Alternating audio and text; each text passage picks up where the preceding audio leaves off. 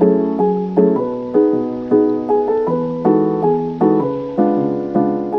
guys, welcome back to my channel, or if you've never seen me before, then hi, welcome. Today is a very exciting video. Well, I say that in every video, but I am so excited for today's video because I'm going to be talking all about my Kindle to you guys. Since I bought a Kindle, I have been wanting to make this video for you guys because one, I'm obsessed, but we'll talk about that in a minute. And second, because when I was in the process of thinking whether or not I should buy a Kindle, I wanted to research all about it to see if it was actually worth it. So I hope this video can serve as that, as kind of like a helpful guide. Because if you're watching this video right now and you were thinking of buying a Kindle, but you were also kind of, you know, not 100% there, and you kind of wanted to hear from another person, you know, their experience, everything about it. So that's what I'm going to be talking about today. I'm going to be talking about why I chose to buy a Kindle, pros and cons based on my experience, and also I thought it'd be fun to tell you some Kindle Unlimited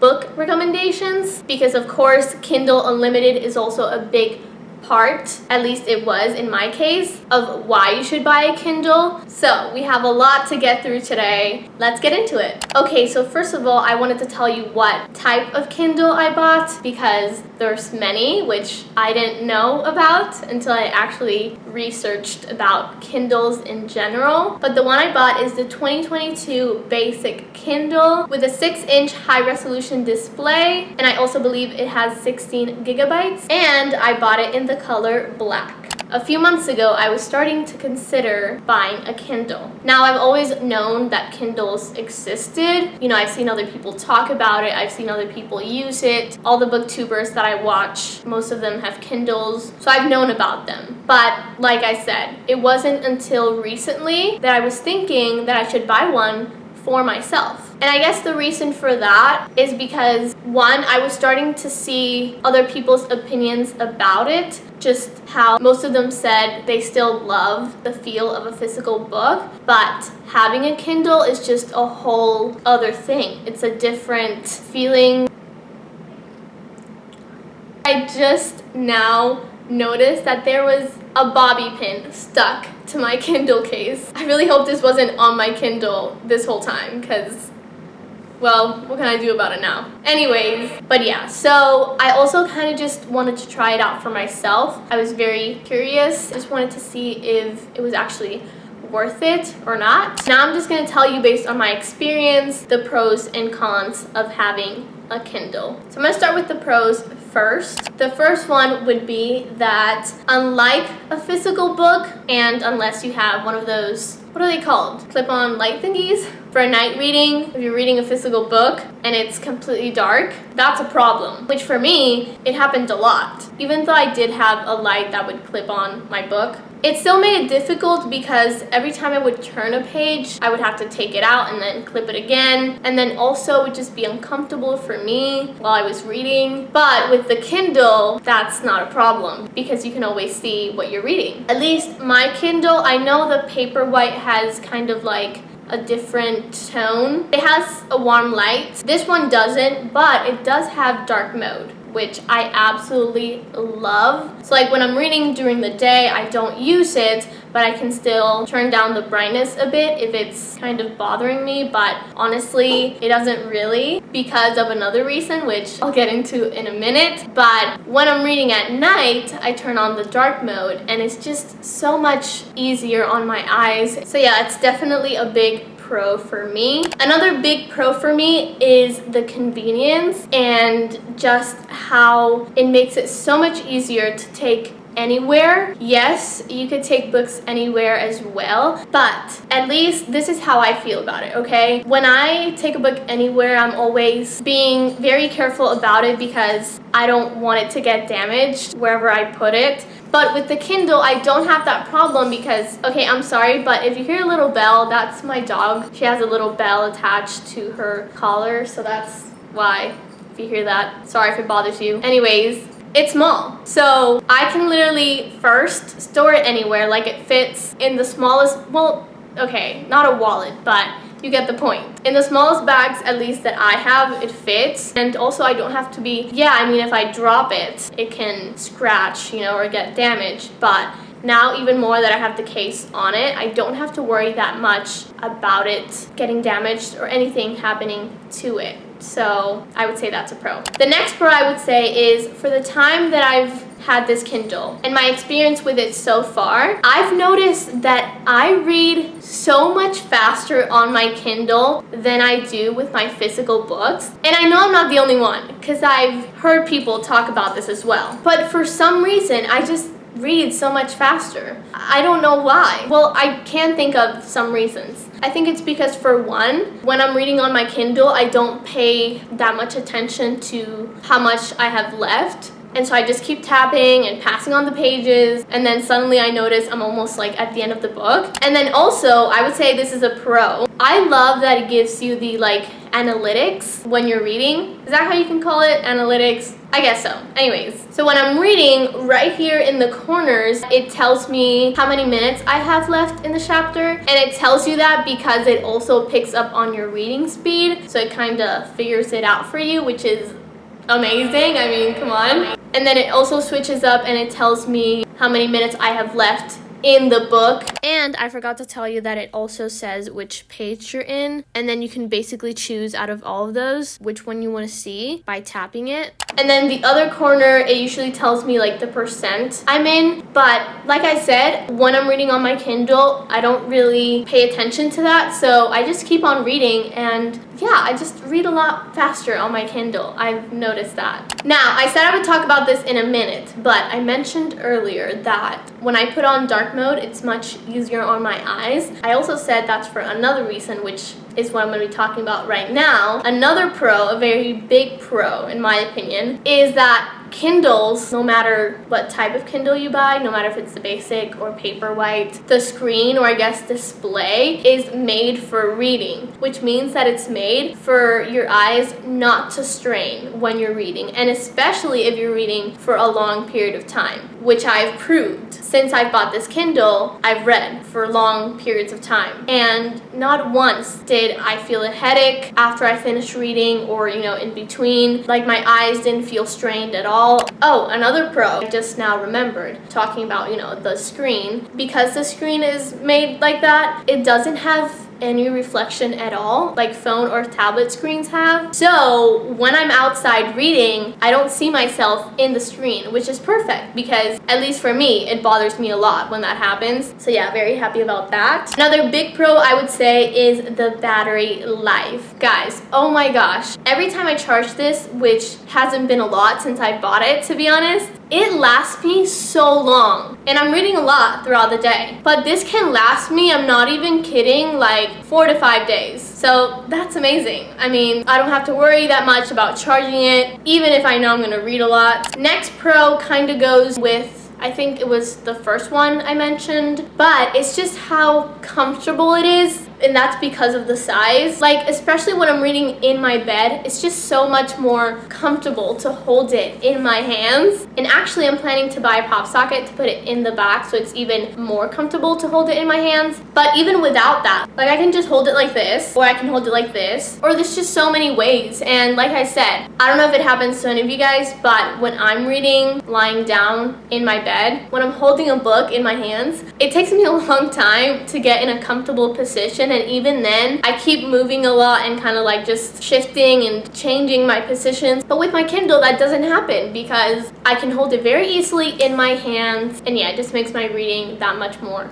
comfortable. Another pro would be that you don't need Wi-Fi to read. However, that is if you've downloaded the books already in your library. So if you've done that, you can literally read anywhere, which means if you're on a plane, even though you wouldn't have that problem with a physical book, because obviously you don't need internet for a physical book, but still, if you have a Kindle, you wouldn't have that problem either, because if you've downloaded the book already, like I said, you don't need Wi-Fi to read it. So, okay, now I'm gonna mention some cons of having a Kindle, which honestly, I tried really hard to think about it because because at first I couldn't come up with any cons. The first one would be that, you know, I think it's pretty obvious you have to charge it, because with a physical book, obviously you don't have to charge it. So I guess that's a con, but honestly for me, it really isn't that much of a con, because one, like I mentioned in the pros, it lasts me a long time, so I don't have to charge it that often. And second, I've noticed that when I charge it, it charges really fast. Like, it doesn't take a lot of time to get to 100%. So yeah, that doesn't really bother me, and I don't really consider that a con, but I still included it, you know, because I thought it was kind of obvious. Next one doesn't apply when you've already downloaded a book in your library, but when you're actually looking for books and downloading them, you do have to have Wi-Fi or internet connection. Again, I don't really consider this much of a con because I'm almost always at home and I've made sure to download a lot of books already in my library. So, oh, I forgot to mention, hello, the most obvious one. I forgot to mention a pro, guys. I cannot believe I forgot. Another big pro, I would say, is Kindle Unlimited. Yes. So if you don't know, basically, Kindle Unlimited is something that this Kindle offers. You don't need to have it. You can just buy books if you want to on a Kindle. But I have Kindle Unlimited, and I guess this categorizes as a con, but you do have to pay a subscription monthly, $12 a month. Honestly, I think that's a pretty good deal, but you know, it's still a con because you have to pay for it. Another con I would say is Kindle Unlimited doesn't have every book, but, and this is a pro, it does offer so many books. And while some books that I've had on my TBR aren't on Kindle Unlimited, others are. And unless I still want to buy them for the cover and to have them just like on my bookshelves, I can just download them here. Oh, one small thing. This hasn't happened to me yet, but you do have a limited amount of books you can download in your library. But then again, when that happens, you can just return the books to Kindle Unlimited and then free up some space. And the last con in general that I would say of buying a Kindle is that, you know, it's just not the same as a physical book, and I have to admit that. I've loved reading on here, I've loved the experience, but it's not the same. And I'll always love more the feel of a physical book and just the pages. I just love that, okay? I hope many of you feel the same way as well. So those are all the pros and cons in my opinion of having a Kindle, and by my calculations there are many more pros than cons. So I'd say that's a win, in my opinion. Now, the final thing that I wanted to mention in this video are just some Kindle Unlimited book recommendations, because again, I think a big part of buying Kindle is having Kindle Unlimited. So I just wanted to recommend some books for you guys that I read on here. So, okay, so the first one is The Off Limits Rule by Sarah Adams. And that book basically follows the story of Lucy. She's a single mom. She recently went through a breakup, and so she moves to her brother's house to kind of get a fresh start. She's kind of been in a not bad mood, but just hasn't wanted to do anything, just moping around. So one day her brother offers her to come to his boat, you know, just enjoy a little fresh air, get out of the house. She hesitates at first, but then takes him up on his offer. And the thing is, she thought it was just going to be the two of them, but the minute she gets on the boat, he introduces his best friend, Cooper. Now, Cooper also went through a breakup. Since then, he's kind of been living that bachelor lifestyle, and so how Lucy's brother thinks of him isn't that great when it comes to dating and girls, but that's not how Cooper really wants to be. And so when he sees Lucy, he's attracted to her, and Lucy is as well. So they start dating, but they keep it a secret from Lucy's brother because he doesn't approve. It's a quick, fun read. I didn't give it that much of a high rating because there were some things I didn't like about it, but yeah. Next book is The Upside of Falling by Alex Light. It's basically a fake dating trope. So I'm going to read the description quickly, just so first of all I don't give any spoilers, and second I don't go rambling on. So it says, it's been years since 17-year-old Becca Hart believed in true love, but when her former best friend teases her for not having had a boyfriend, Becca impulsively pretends she's been secretly seeing someone. Brett Wells has it all. As captain of the football team and one of the most popular guys in his school, he should have no problem finding someone to date, but he's always been more focused on his future than who to bring to prom. Now when he overhears Becca's lie, Brett decides to step in and be the mystery guy. It's a perfect solution. He gets people off his back for not having a meaningful relationship, and Becca can keep up the ruse that she's got a boyfriend. So yeah, that's basically it. They get into a fake dating thing, then they start realizing their feelings for each other are real, but then they've also got some other problems to deal with. And yeah, this also, wasn't much of a high rating for me, but again, quick, fun, easy read. Next is The Match, also by Sarah Adams. So this book follows the story of Evie, and she has epilepsy, and she also works for Southern, I don't know why I just forgot how to pronounce that, Service Paws. And it's basically a company where they offer service dogs for people with disabilities like epilepsy. And so her job is basically matching dogs with the people that have those disabilities. And so then one day she gets this email about meeting up with a dad that his daughter has epilepsy, but when she meets up with them, he kind of has like no idea what's going on, and she realizes the little girl was the one who set up, the meeting. And so at first, the dad doesn't approve because he's been dealing with some stuff. But then eventually he does agree. And when she matches the dog to the little girl, she has to train the dog. So they spend a lot of time together and then eventually, start having feelings for each other. But again, quick, fun, easy romance read. And the last 3 books I'm going to be talking about, I actually did a reading vlog for them. So if you haven't watched that video yet, go watch it if you want more detail on how I felt about these books or what I thought about them. But the first one is Good For You by Camille Pagan. Again, gonna read the description. Allie Jackson has waited her whole life to become editor-in-chief of All Good magazine, but 6 months into the job, she overhears her co-workers kind of like talking bad about her, and she responds by having a very public career jeopardizing meltdown. So she agrees to go to a month-long unpaid leave. Reluctant but determined to turn misfortune into opportunity, Allie retreats to the Lake Michigan beach house her brother Luke left to her when he died nearly a year earlier. Except when Allie arrives, she discovers Luke's best friend Wyatt inherited the place too. Wyatt is unkempt, unmotivated, and totally uninterested in Allie's desire to sell the beach house. Yet as battle lines are drawn, Allie wonders whether she and this wild card have more than Luke in common. So yeah, it's basically it. Again, go watch the video if you want my rating on it and thoughts on it. So next one is The Infinity Between Us by N.S. Perkins. 18 years of summer spent in a beach house in Maine have brought Violet Mitchell and Will Seberg together. For 2 perfect beach-filled months every year, they spent every waking minute together, first as friends until one summer changed everything. But before the two even had a chance to claim the love they'd spent their entire lives creating, disaster struck, tearing the 2 lovers and their families apart.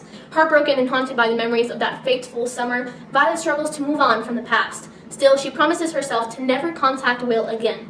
But 5 years later, when Violet arrives to finalize the sale of the property, she finds Will right where she left him, sun-kissed, loving, and so incredibly sorry. At first, she wants nothing to do with him, but then she realizes that it's inevitable and that the past she was running away from might actually hold the key to the love and the happiness she believed was stolen away from her 5 summers. Next is The Ohana Cottage by Megan Ranking. So it says, when Mia Taylor finds herself fresh off of a breakup and in desperate need of a getaway, she escapes the harsh Minnesota winter and embarks on a solo trip to Hawaii because she recently had gone through a breakup and just wanted to, think about other things. And so there she rents a cottage called the Ohana Cottage for the next month so she can recharge and gain clarity on the next steps of her life. But John Bird, living next door, is an Army veteran dealing with his fair share of trauma from his time in the war. He's bent on keeping to himself and shutting everyone out. That is until his new tenant, Mia Taylor, shows up to rent his cottage. She's outgoing and chatty and adventurous. He's broody, quiet, and standoffish. And so, they're polar opposites, but then they meet